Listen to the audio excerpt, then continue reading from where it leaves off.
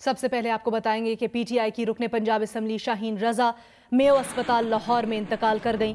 Mayo अस्पताल के CEO doctor Asad Aslam का बताना है कि शाहीन रजा में कोरोना वायरस की तस्दीक हुई थी। वो 3 रोज से मेयो अस्पताल में जेर इलाज थी। डॉक्टर असद असलम के मुताबिक बेगम शाहीन रजा ब्लड प्रेशर और शुगर की भी मरीजा थी। शाहीन रजा का ताल्लुक गुजरावाला से था। डॉक्टर असद असलम का कहना है कि बेगम शाहीन रजा कोरोना से मुतासिर और पिछले 3 रोज से मेयो हॉस्पिटल में जेर इलाज थी। बेगम शाहीन रजा को गुजरावाला से तशवीशनाक हालत में मेयो हॉस्पिटल मुंतकिल किया गया। बेगम शाहीन रजा अपने इलाके में कोरोना से बचाव की भरपूर मुहिम चलाती रही। मुस्तहिक अफराद में पैसे और राशन भी तकसीम करती रही। बेगम शाहीन रजा ब्लड प्रेशर और शुगर की मरीजा भी थी। वजीर आला पंजाब सरदार उस्मान बुज़दार का कहना है कि बेगम शाहीन रजा पार्टी का काबिल कदर असासा थी। पार्टी के लिए उनकी खिदमात को हमेशा याद रखा जाएगा। अल्लाह ताला मरहुमा के गमज़दा खानदान को सब्र जमील अता फरमाए। उम्मे फरवा, जियो न्यूज़, लाहौर। कोरोना से मुतल्लिक आदाद शुमार पर नजर डालें तो पाकिस्तान में कोरोना वायरस के ताज़ा तरीन आदाद शुमार कुछ यूं हैं कि पिछले 24 घंटों में पाकिस्तान में मजीद 46 अफराद कोरोना के बायस जाम बहक हो चुके हैं। इस तरह से पाकिस्तान में कोरोना से जाम बहक होने वालों की तादाद 985 हो गई है। 24 घंटों में 1932 नए मरीजों में कोरोना वायरस का इंकशाफ हुआ है। और यूं पाकिस्तान में कोरोना मरीजों की तादाद 45,898 तक जा पहुंची। पाकिस्तान कोरोना मरीजों की तादाद के हिसाब से अब दुनिया में 19वें नंबर पर पहुंच गया। सिंध में कोरोना मरीजों की तादाद 17,947 और पंजाब में 16,685 तक जा पहुंची।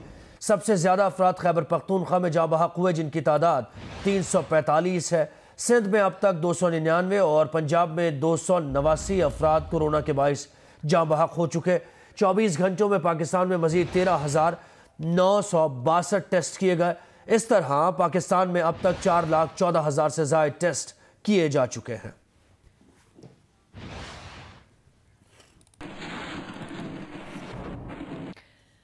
मुल्क भर में 2 माह तक जाम रहने के बाद ट्रेन का पहिया चल पड़ा। 2 माह पहले कोरोना वायरस की वजह से ट्रेन की आमदोरफ्त रोक दी गई थी। आज सुबह से ट्रेन ऑपरेशन का आगाज कर दिया गया है। अवाम एक्सप्रेस कराची से पेशावर के लिए रवाना होगी। रावलपिंडी से पहली ट्रेन पाकिस्तान एक्सप्रेस कराची और दूसरी ट्रेन लाहौर के लिए रवाना होगी। कोयटा रेलवे स्टेशन से जाफर एक्सप्रेस पेशावर के लिए रवाना हुई। चारों सूबों से 30 ट्रेन चलाई जा रही हैं। 40% नशिस्तें खाली रखी जाएंगी। किसी मुसाफिर के अजीज़ को स्टेशन की हदूद में दाखिले की इजाज़त नहीं होगी। हिफाजती इक़दामात की खिलाफ वर्जी पर मुसाफिर को पहले जुर्माना किया जाएगा। फिर भी बाज ना आए तो रेलवे पुलिस मुसाफिर को ट्रेन से उतार देगी।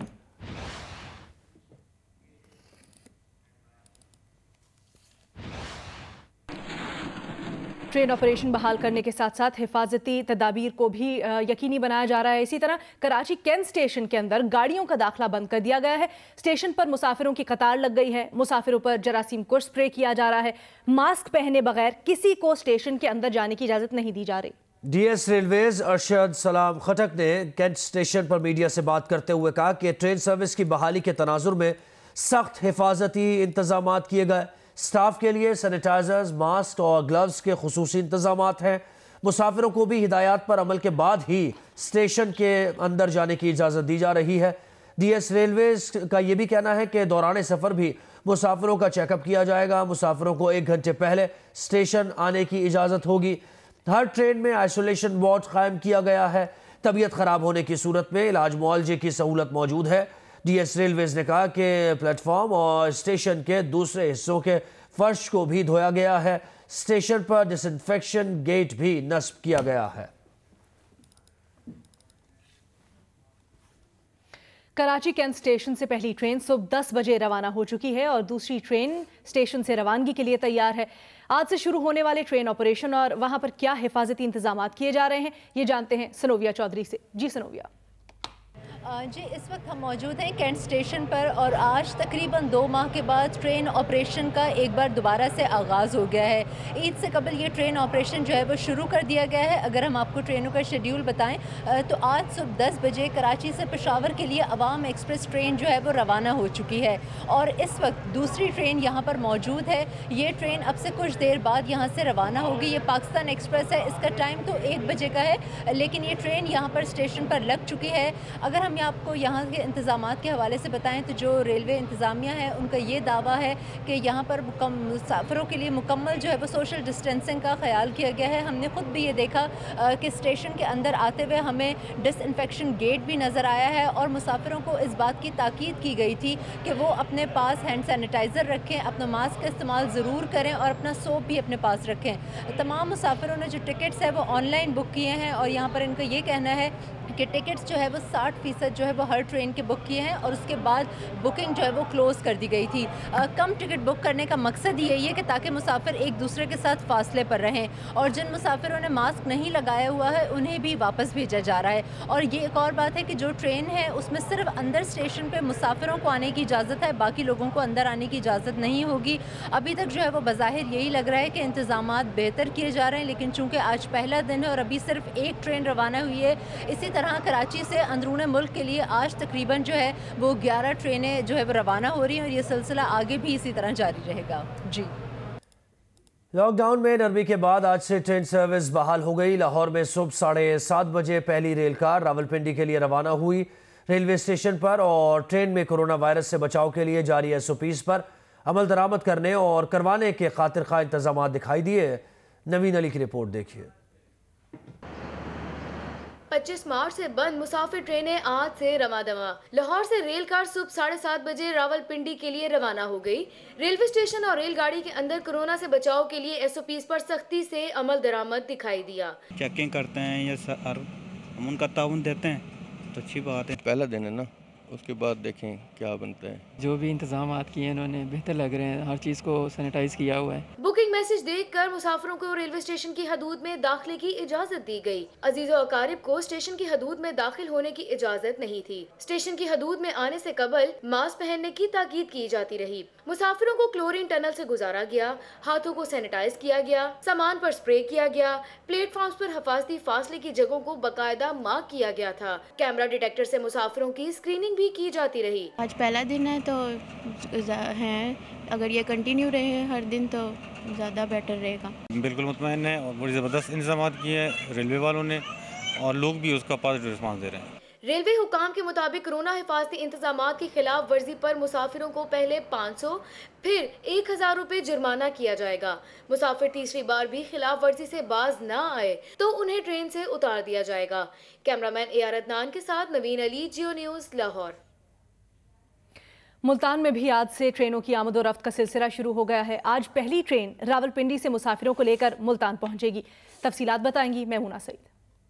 जी, आज मुल्तान के कैंट रेलवे स्टेशन पर भी तकरीबन 2 माह के बाद ट्रेनों की आमदरफ्त का सिलसिला शुरू हो गया है और अब तक जो हुकूमत के अहकामात दिए गए हैं उसके मुताबिक 31 मई तक ये ट्रेन ऑपरेशन जो है वो मुल्तान स्टेशन पर भी बहाल रहेगा। इस हवाले से आज 12 ऐसी ट्रेनें हैं जो पाकिस्तान के मुख्तलिफ शहरों जिनमें लाहौर, रावलपिंडी और पेशावर से जो है वो मुल्तान पहुँचेगी, जबकि 11 ट्रेनें जो हैं वो मुसाफिरों को लेकर पाकिस्तान के दीगर शहरों में जाएंगी। आज मुल्तान रेलवे स्टेशन के ऊपर जो सबसे पहली ट्रेन है वो तकरीबन 3:45 पर रावलपिंडी से मुसाफिरों को लेकर मुल्तान पहुंचेगी। पाकिस्तान एक्सप्रेस ट्रेन होगी, जबकि मुल्तान से जो मुसाफिरों को रावलपिंडी लेकर जाने वाली आज पहली ट्रेन होगी वो दिन के 5:15 के ऊपर मुल्तान से मुसाफिरों को लेकर रावलपिंडी के लिए रवाना होगी। पंजाब में लॉकडाउन में नरमी के बावजूद ट्रांसपोर्ट मुकम्मल तौर पर न चल सकी। ट्रांसपोर्टर्स के साथ मुज़ाकरात के लिए हुकूमती कमेटी कायम कर दी गई। मजीद तफसीलात जानेंगे, जीशान बख्श हमें ज्वाइन कर रहे हैं। जीशान, कब तक होंगे मुज़ाकरात और क्या SOPs पर पहले से इत्तफाक हो चुका है या अब होंगे? देखें अलीना, पंजाब के अंदर ट्रांसपोर्ट के हवाले से वज़ीर तिजारत मियां असलम इकबाल और वज़ीर कानून की सरबराही में एक कमेटी से ट्रांसपोर्टर से मुलाकात हुई थी, जिसके अंदर ट्रांसपोर्ट चलाने पर इत्तफाक भी हो गया था और SOPs भी तय पा गए थे। ताहम जब ट्रांसपोर्ट चलाने का वक्त आया पीर के रोज, तो ट्रांसपोर्टर्स ने उन SOPs को मानने से इनकार करते हुए ट्रांसपोर्ट चलाने से इनकार कर दिया। जिसके बाद गुज़िश्ता रोज वज़ीर आला पंजाब की हिदायत पर एक दोबारा कमेटी तश्कील दी गई है जो आज ट्रांसपोर्टर से मुलाकात करेगी और उनके जो तहफ़्फ़ुज़ात हैं वो दूर करने की कोशिश की जाएगी। वज़ीर सनअत व तिजारत पंजाब मियां असलम इकबाल ने इस हवाले से जियो न्यूज़ से गुफ्तगू करते हुए बताया कि जो ट्रांसपोर्ट बुनियादी तहफ़्फ़ुज़ात हैं उनके अंदर कुछ मामलात ऐसे हैं जो वफाक से रिलेटेड हैं। ट्रांसपोर्टर्स का कहना है कि कोरोना के दौरान जो नुकसानात हुए हैं उनसे बचने के लिए कुछ देर के लिए जो टोल टैक्स हैं वो माफ कर दिए जाएं। खास तौर पर जो मोटरवे और नेशनल हाईवे पे हैं तो उनका कहना है कि तमाम के तमाम जो टोल प्लाजाज हैं वो वफाकी हुकूमत के ज़ेरे कंट्रोल हैं। इसके साथ ही साथ किरायों में कमी के हवाले से जो 20% पंजाब हुकूमत ने उनको कहा है कि 20% कमी करें, उसमें भी वो कमी के हवाले से कुछ रिलक्टेंट दिखाई देते हैं, जबकि पेट्रोलियम मसनूआत की कीमतों के हिसाब से 30 से 35% कमी होनी चाहिए। ठीक है, तो आज और फिर आज दोबारा मुलाकात होगी, मुज़ाकरात होंगे और नए SOPs तय किए जाएंगे। बहुत शुक्रिया जीशान।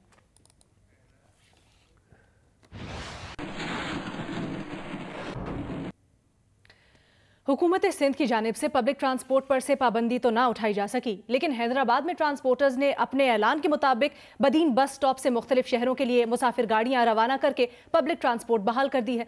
हमें रिपोर्ट करेंगे अली नईम। जी बिल्कुल, all Sindh mini bus owners association की जानिब से हैदराबाद में ट्रांसपोर्ट बहाल कर दी गई है। गुज़िश्ता रोज़ एसोसिएशन की जानिब से ऐलान किया गया था कि हुकूमत की जानिब से इजाज़त मिले या ना मिले, आज से ट्रांसपोर्ट का आगाज़ कर दिया जाएगा। मेरे अकाब भी आप देख सकते हैं, हमारे कैमरामैन काली जी के लिए आपको दिखा सकते हैं कि यहाँ पर जो बसेज हैं उसके अंदर मुसाफिरों को भी बिठाया जा रहा है। उस ट्रांसपोर्टर्स ने इस बात का ख्याल रखा है कि जो भी लोग वैन के अंदर या बस में सवार हो रहे हैं तो कोशिश अपने तौर पे की है कि SOPs जो है उस पर अमल दरामद किया जाए, यानी कि वैन में सवार होने से पहले वैन को डिसइंफेक्ट भी किया जा रहा है। इसके साथ ही साथ वैन में सवार होने वाले मुसाफिरों के हाथ जो है वो सैनिटाइजर से साफ भी करवाए जा रहे हैं और मास्क जो है उसको पहनने को भी यकीनी बनाया जा रहा है। महकमा मौसमियात की हालिया मोतदिल हीट वेव की पेशीन गोई गलत साबित हुई। समंदरी हवाएं मामूल के मुताबिक चलने के बायस कराची के लिए जारी हीट वेव अलर्ट को कल ही ख़त्म कर दिया गया। महकमा मौसमियात की जानिब से इब्तदा में कहा गया था कि कराची 18 से 22 मई के दौरान हीट वेव की लपेट में रह सकता है और इसकी वजह समंदरी हवाएं मुअत्तल होना बताई गई। हीट वेव के दौरान शिमाल मगरिबी इलाकों से गर्म और खुश्क हवाएं चलने की पेशगोई की गई थी, लेकिन कराची में इस दौरान समंदरी हवाएं मुअत्तल नहीं हुई, जिसके बायस कल महकमा मौसमियात की जानिब से जारी किए गए मुतदिल हीट वेव एडवाइजरी को वापस लिया गया। महकमा मौसमियात के मुताबिक कराची के दर्जा हरारत का इन्हसार यहाँ चलने वाली हवाओं पर होता है। 18 मई से कराची में समंदरी हवाएं चल रही हैं। इब्तदा में खदशा था कि 18 से 22 मई के दौरान समंदरी हवाएं मुअत्तल रहेंगी। आज मौसम गर्म और मरतूब रहेगा। ज़्यादा से ज़्यादा दर्जा हरारत 38 से 40 डिग्री सेंटीग्रेड के दरमियान रह सकता है। खलीज बंगाल में मौजूद ट्रॉपिकल साइक्लोन एम्फान मजीद कमजोर हो गया। ट्रॉपिकल साइक्लोन कैटेगरी 2 के समंदरी तूफान में अब तब्दील हो गया है। महकमा मौसमियात के डायरेक्टर सरदार सरफराज के मुताबिक कराची से समंदरी तूफान 2200 किलोमीटर और कलकत्ता के जनूब में 390 किलोमीटर पर मौजूद है। तूफान के मरकज में हवाएं 85 से 100 नॉटिकल मील्स की रफ्तार से चल रही हैं। आज शाम तक कैटेगरी 1 में तब्दील होकर कलकत्ता और बांग्लादेश के साहिल को पार करेगा तूफान। लाहौर हाई कोर्ट ने चाइल्ड पोर्नोग्राफी के मुजरिम की सजा के खिलाफ अपील मुस्तरद कर दी। हुकूमती वकील ने मुजरिम की अपील की भरपूर मुखालफत की और इसे मुस्तरद करने की इस्तदा की थी। रियाज शाह की रिपोर्ट करेंगे। लाहौर हाई कोर्ट के जस्टिस फारूक हैदर ने मुजरिम सादत अमीन की सजा के खिलाफ अपील पर समाअत की, जिसमें ट्रायल कोर्ट के फैसले को चैलेंज करके उस पर एतराज़ उठाए गए। मुजरिम सादत अमीन को चाइल्ड पोर्नोग्राफी का जुर्म साबित होने पर ट्रायल कोर्ट ने 7 बरस कैद और जुर्माने की सजा सुनाई थी। मुजरिम के वकील ने एतराज़ उठाया कि ट्रायल कोर्ट ने नाकाफी शवाहिद के बावजूद दरख्वास्त गुजार को 7 साल कैद की सजा सुनाई। Prevention of electronic crimes act का इतलाक मुजरिम पर नहीं होता, इसलिए सजा का फैसला कालादम करार दिया जाए। वफाकी हुकूमत के वकील additional attorney general Ishtiaq Khan ने अपील की मुखालफत की और निशानदेही की कि मुजरिम चाइल्ड पोर्नोग्राफी के आलमी गिरोह का हिस्सा है। ट्रायल कोर्ट ने शवाहिद की जांच के बाद सजा सुनाई। मुजरिम संगीन जुर्म का मुर्तकिब हुआ और किसी रैयत का मुस्तहिक नहीं, इसलिए सजा के खिलाफ अपील मुस्तरद की जाए। अदालत ने फरीकैन के दलाइल सुनने के बाद फैसला महफूज किया था, जिसे बादजा सुनाते हुए अपील मुस्तरद कर दी। रियाज शाकिर, जियो न्यूज़, लाहौर।